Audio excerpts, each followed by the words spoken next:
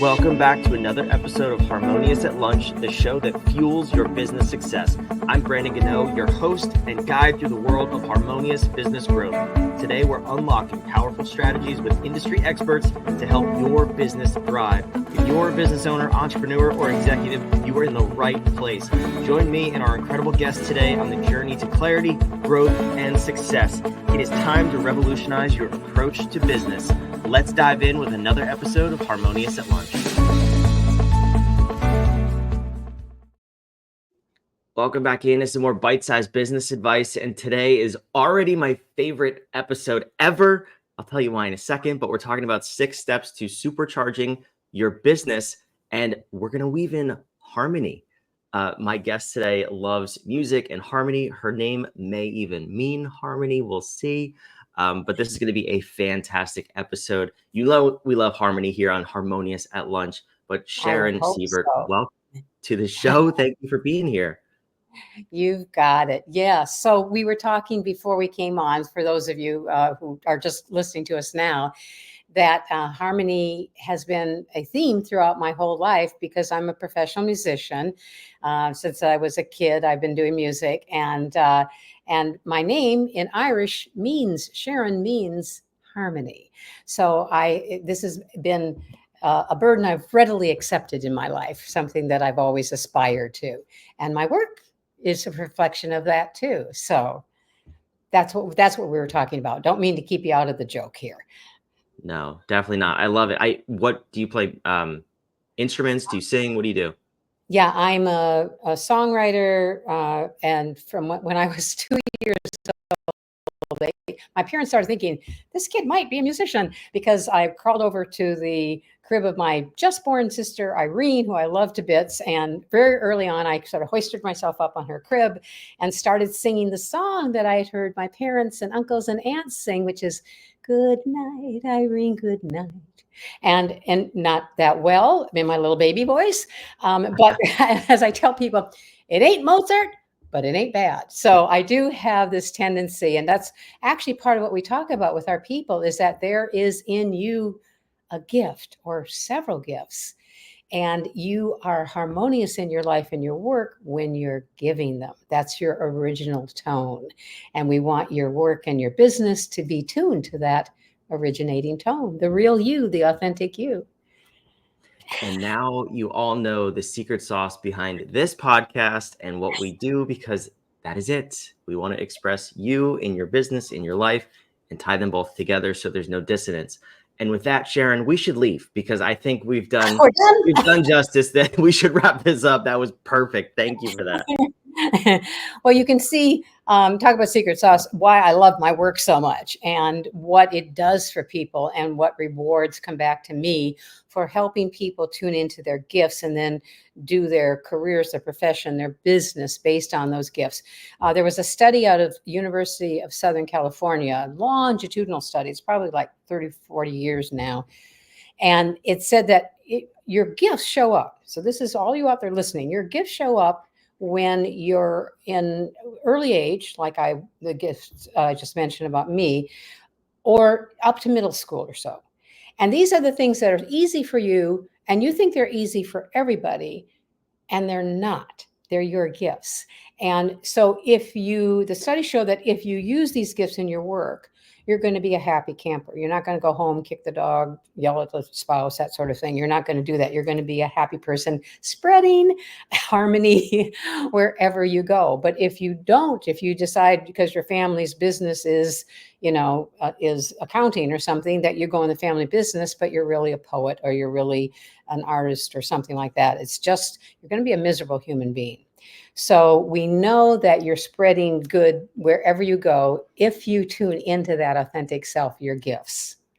I'm so curious about that. I'd love to ask you a question and just totally deviate this interview, but we will get on track. We will talk about the 6 steps. Okay, sure, you go. But I'm curious in the work that you do, because you work with people, of course. When we get further into our careers and our lives, we have people listening to the show from their 30s to their 60s. You kind of ignore those gifts. Some people have ignored those gifts so long where they can't even identify what they are or recognize it. How do you help people get back in tune with their gifts and what they were born to do. Yeah, this is like Greek tragedy. I mean, that people are decide that they're going to go for the money, or now we need a lot of nurses, and they normally would faint at the sight of blood. They're just not fit for that kind of role. But there's a market opportunity. We see this in businesses too. The business is really built. Its reason for being is this. But then they decide there's more money over here, and they get off track. And so people come into me who indeed should have gone into other work. And so we examine what we can do in their lives so that they can own some of that, so they can have some of what is their natural gift in their life. So, so people, and if they're, they can be very adequate at their job and be making lots of money, but they're so unsatisfied. They're not self-actualized, which is that top thing we're going for on the Maslow scale. So if your destiny is to do such and such and you ignore it, it's a pretty unhappy existence. So I work with people to see what we can weave into their lives. If it's time to make a big change, then we look at how we do it strategically so they don't wind up on the street while they're trying to do this, so they can really keep things going. Or maybe a lot of people who come to me, they're ready to really start their new business because they've reached the top. They're not getting any further in their organization. They don't like the people they're working with, yada, yada, yada. So we said, okay, need to tune that instrument up here. And we go right into it. What is it that you're born to do? And we know from the studies that people actually are brain encoded to do certain kind of work. I fully agree with you. And I know that to be factually true. So this is why I love this conversation. Oh, So great. let's pause real quick and say, if you are successful, air quotes, if you're not watching, you've done it all and you're still not, it's not it for you, just pause this episode, go to Sharon's website. It's in the show notes below. Go have a conversation because you need to be tuned up and you're not doing the right thing. Right. But Right. Sharon, okay, so let's dive in. Let's talk about for the people who do want to supercharge their business. What are these 6 steps? What are we talking about here? Excellent. Thank you for asking. Yes, I love talking about this because we're back to harmony. So when you're starting your business or you're a leader who's trying to increase your skills, we start at the core, start at the very beginning. Do, re, mi, all over again, right? So you see the originating tone is the reason for the business's existence. Why is it in business? And you'd be surprised how many people really don't get that down pat. And so what is the point? What makes you different? Why are you unique? What are the gifts that you bring to the marketplace? All those kinds of things. And then as a leader, similar kinds of questions. What are your values? What are your principles? Once you have that down, once you have the identity, your identity and the organization's identity down, everything tunes to it. Everything you do, the decisions you make, the behavior you have, the skills you need to get, everything tunes to that originating tone. Da, and then everything moves out from that. So that's the first step. If you get that one right, you're gold. I mean, this is if you can do so much more quickly, and research indicates if you get the identity down, everything falls naturally behind it. So we are tuning to that tone, okay? And now we move into the vision. So that's the second step. The vision is the loftiness, the high things. What can we possibly do with who we are? What can we do in the world so that we generate all these possibilities? These are beliefs about what's possible too. So this is like the mind. The core is like the soul. The vision is like the mind that you have. And for your organization, it's people are coming together. What do you think is possible? What are you going to do about it? The third step is the fire element. That's about your will. We are going to do this, and we are going to do this in this time. But now we have prioritized, because we can't do all those possibilities we dreamed about in step 2. Step 3, we prioritize. We go at it. Everyone's aligned. Everyone's moving in the same direction. So it's going to happen, right? The fourth step is getting everyone who needs to be on X task, Y task, Z task. Everyone's contributing to this target that we're moving forward on. So that, talk about harmony. Everyone is harmonized in terms of the behavior you're doing. And then the fifth step is that back to the earth element, which is structure. We've got to put these things, we got to codify. We have to have the processes that are going to keep this going when people are having bad days. We just have to make sure the money's coming in. We have blood in the veins of the organization. It's going to keep going, right? We can sustain this effort. And the habits are built for the purpose. So if we're taking, depending upon our function, our why, do we need a station wagon to get going? Do we need a bus? Do we need a fast sports car? You build your organization after these prior elements are decided. And boy, does that make a difference. And then the last step is that of synergy, which is we're making sure all the dots are connected all the time, because things move over here and they move over there, and we get them all connected that way. So that's the process. 1, 2, 3, 4, 5, 6. I love it. I have nothing to add, because that's exactly what we do, and that's why we call it Harmonious. This is fantastic. We are kindred spirits here. Yay! But I want to get your perspective on something, because you said so many things that were just incredible. And I've noticed this in working with businesses. When you follow that process and you have that core down, right? The unnecessary things tend to fall away by themselves once you progress through the steps that you've described. Whereas most businesses, prior to doing that work, which I've done a study, it's actually 100% of businesses never do that work. So you said you'd be surprised by the amount of businesses who don't do that. Yeah, it's all of them. Yeah. But the ones who don't do it, they try to put all the stuff on their business first, and that's where the dissonance comes in. Talk to me about your experience in working with businesses where you say, no, we're just focusing on this one thing for now, and then we'll get the rest, versus the opposite approach. What tends to happen is that people, the leaders become sure about what they're doing. If they understand the process, they can sink into it, and they can withstand, I would say, market pressures, withstand the naysayers, because they're in it. They know what they're doing. So there's a very natural pushback. That's fine. We know what we're doing. We're going ahead with what we're doing. So that's one thing I would say. And then this model is built on the archetype of the center and the 4 directions, and then the whole compass that holds it. So anybody can understand this. So the buy-in from your organization and people traveling with you is stronger, because I get it. I know what we're doing. It's not some, I remember once I attended a session at the MIT Sloan School, marvelous school, but they were talking about their strategic plan, and they were writing things down on the board, and I was going, okay, nobody's going to understand this that I talked. No one's going to understand this. So we're doing just like ABC, where we're just bringing them through, and everybody can understand it, and then move along with it and add to it and improve on it. So the wagon train's moving west at the same pace. Everyone's on board. And that then also helps people stay the course. There was a great research piece by Alan Deutschman, who wrote the book Change or Die. Do you know that book? It's a great book. No, I haven't heard of it. Change or Die. Okay, you can add this to your references. And he found that people will not change, and this is very true of business strategy. We can put it in this context of, and people will not make changes if they use fear, force, or facts. So all three things that we are accustomed to using.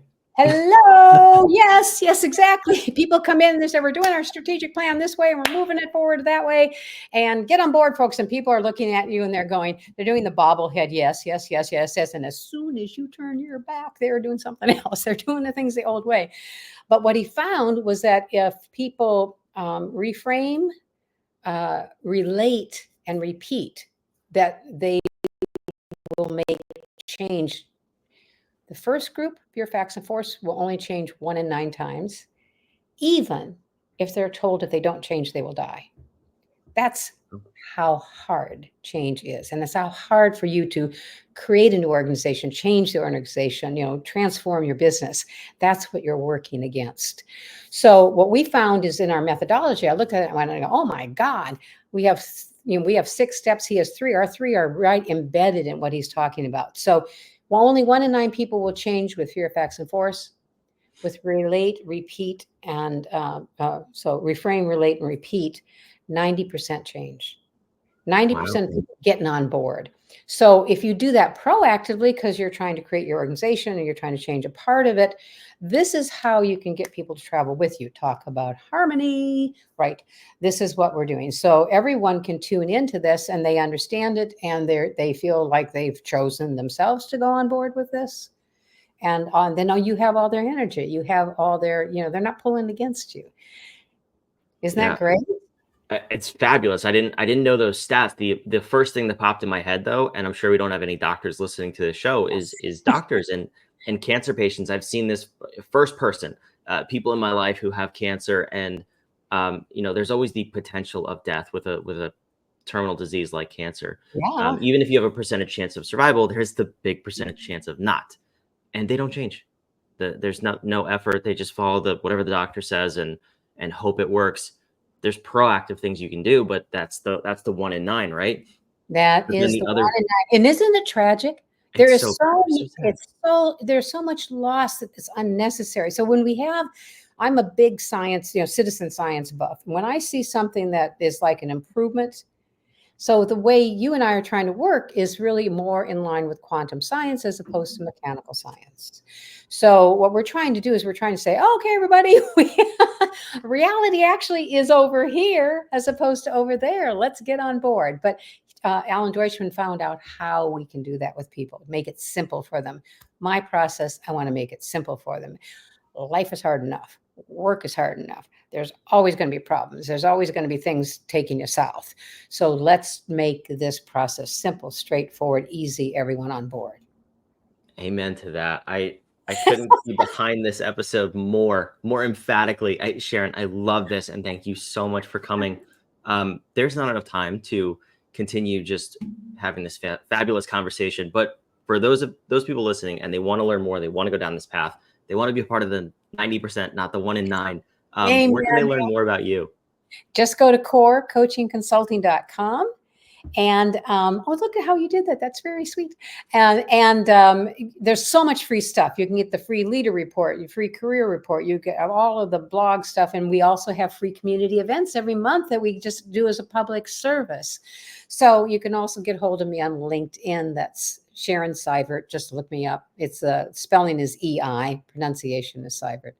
And I love meeting people from around the world. I have a new friend in Raleigh as of today, and we are going to continue talking because it sounds so simpatico, so harmonious what we're both doing. It does sound harmonious. I think I messed up the pronunciation of your name in the beginning, Not but a Sharon problem. Seivert, I thank you answered, for yeah, being here. you got it, and I answered just about anything, including, "Hey, you." All right, you big dummy. No, I'm kidding. You are not a big dummy. You are an amazing human being. Thank you for being here. You This is got an it. absolutely phenomenal episode. For those of you listening, watching, wherever you are, yes, the website's on the screen. It's in the show notes down below. The LinkedIn's down there. All the freebies and goodies are on the website. Please, please, I'm urging you, go look. This is the way business and life should be run. That's why the show is named what it's named, because when things are in harmony, they're just easier and they're more fun. So And subscribe. See you on yeah, tomorrow's episode of Harmonious at Lunch. And thanks for being here. you got it.